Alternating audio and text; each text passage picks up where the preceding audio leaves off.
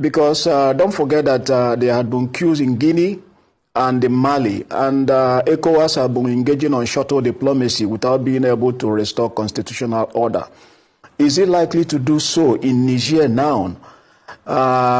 You can say that the West European countries have strong interests in making sure that it is reversed because the president has strong leaning towards them.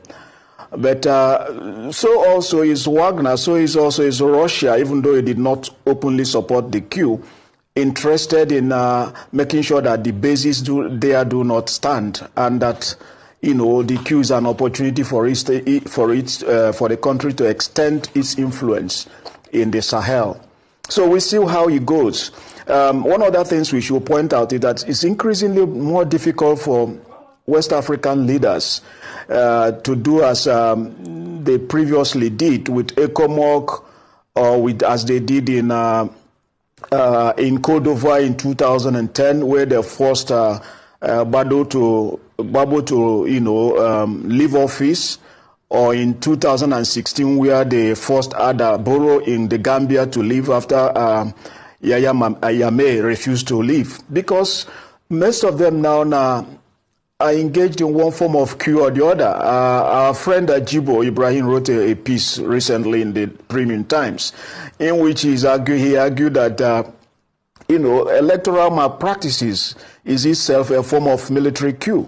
So with so many of the leaders themselves either illegally extending their tenures, they seem to lack the moral unction to push hard for a reversal of unconstitutional change of power in the subcontinent.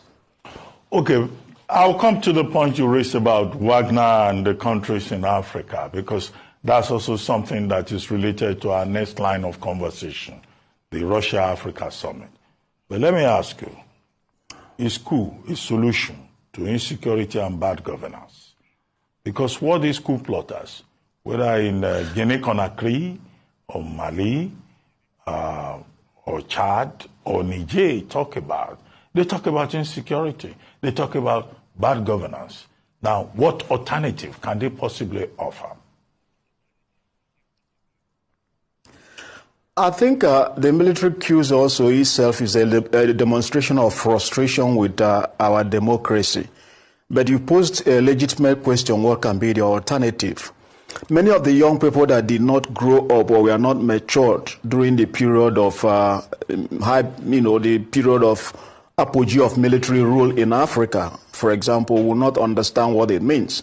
So while some will see any change of government from the crisis of governance that they felt democracy has failed to resolve, while some of them will opt for military, anything but the existing arrangement. Some will opt for that option. Others are going for, delinking from the state and moving into some kind of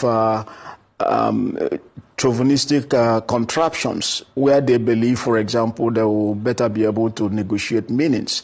So it's not really that it is a solution, but it's a question of what an alternative.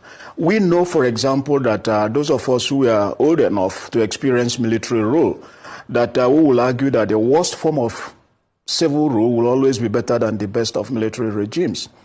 But for those who didn't live through that, and you see the sort of crisis in governance, you see the government, you see the corruption everywhere, you see insecurity, some will believe, okay, maybe the military will be in a better position to handle this. But of course, the experiences from Mali and Burkina Faso, where the military overthrew the civilian authorities, partly on grounds that the civilian authorities were not able to deal with the jihadists. We have not seen much difference. So it is just that people are looking for alternatives. And to the extent, for example, they don't rely or they cannot believe that they can use the electoral process effectively to change government.